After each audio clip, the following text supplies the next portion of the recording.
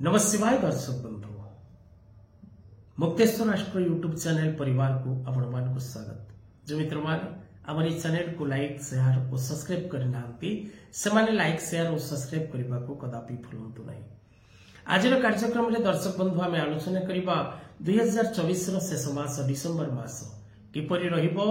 प्रत्येक वृष राशि वृष लग्न नाम राशि वृष 3/2 4/2 5/2 कृतिका रोहिणी और मृगशिरा नक्षत्र वृष राशि व्यक्ति विशेष मान कौन रही भविष्य फल कौन रही राशिफल कौन रही डिसेम्बर मासर भविष्यवाणी। वर्षर शेष मास अनेक नूतन चिंताधारा अनेक नूतन चिंता मध्य मनुष्य डूबी रुहे। वर्ष सारा लाभ कौन करिथाए क्षति कौन करिथाए आगामी नूतन वर्ष पई कौन योजना ये सब मध्य व्यक्ति विशेष छंदी ही जाए।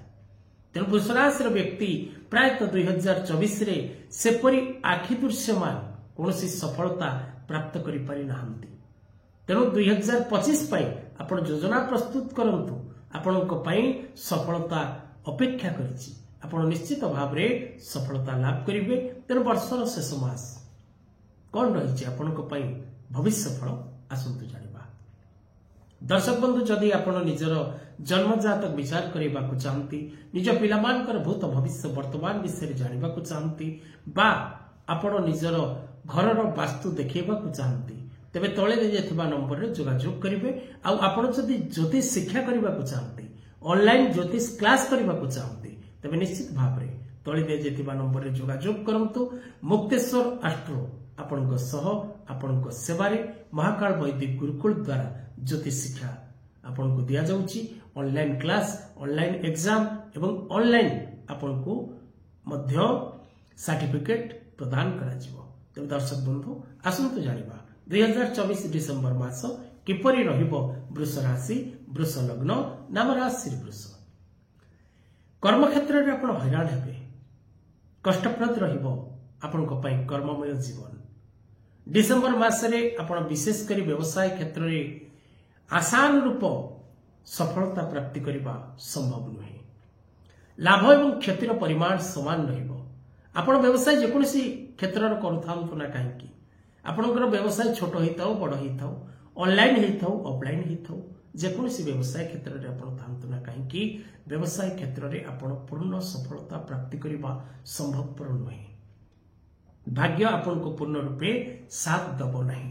तेणु आपण विशेषकर प्रत्येक कार्य करने पूर्व भाविचिंती करंतु। दर्शक बंधु आपण नूतन नुआ नुआ योजना प्रस्तुत करेंगे। आपण किछि नुआ करबा पई आपणकर मेंटाली आपण प्रिपेयर हेबे। नूतन कर्म संस्थान आरंभ करबा को आपण चिंतन करेंगे बा नूतन कर्म संस्थान प्राप्ति पई आपण प्रयास करेंगे। प्रत्येक क्षेत्र में आपण सफलता लाभ करबा पई करुथिबा प्रयास रे सफलता प्राप्ति भविष्य करेंगे। किंतु वर्तमान पाई जेकोसी काम करुछंती भाविचिंती करने को चेष्टा करंतु। अजथा विवाद रे पड़िबे कष्ट भोगिबे नानादि प्रकार चिंता मध्य आपण डूबिबे।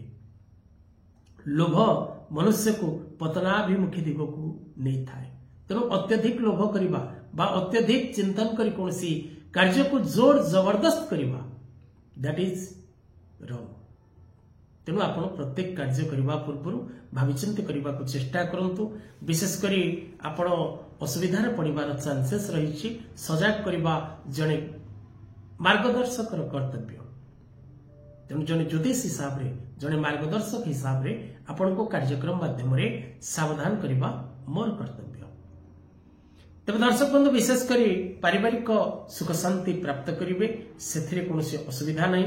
शिक्षा क्षेत्र में थिबा छात्र छात्री माने विदेश यात्रा करिवार जोग रही। शिक्षा क्षेत्र में उन्नति करिवार जोग रही। नूतन शिक्षा प्राप्ति करिवार जोग रही। किंतु महिला माने जो माने गृहिणी से माने मानसिक अशांति भोग करेंगे मानसिक चिंता भोग करेंगे डिस्टर्ब रहे मेंटाली से माने डिप्रेशन शिकार हेबे। तेणु वृष राशि व्यक्ति मासटी को सर्वोत्तम करने अष्टलक्ष्मी यंत्र कवच धारण करंतु। महालक्ष्मी स्तोत्र पाठ करंतु। प्रत्येक समय रे महादेवंकर दर्शन करंतु। पितामातांकर आशीर्वाद ग्रहण करंतु। ओपेल जेमस्टोन धारण करंतु। एवं विशेषकर ଆପଣଙ୍କ ରାଶି ଓ ନକ୍ଷତ୍ର ବା ଜନ୍ମ ଜାତକ ବିଚାର କରି ଯାହା ପ୍ରତିକାର କରିବାର ଆବଶ୍ୟକତା ରହିଛି ତାହା କରିବାକୁ ଭୁଲନ୍ତୁ ନାହିଁ। ଆଜିର କଥାବସ୍ତୁକୁ ଏଠି ରଖିବା। ଜୟ ଜଗନ୍ନାଥ।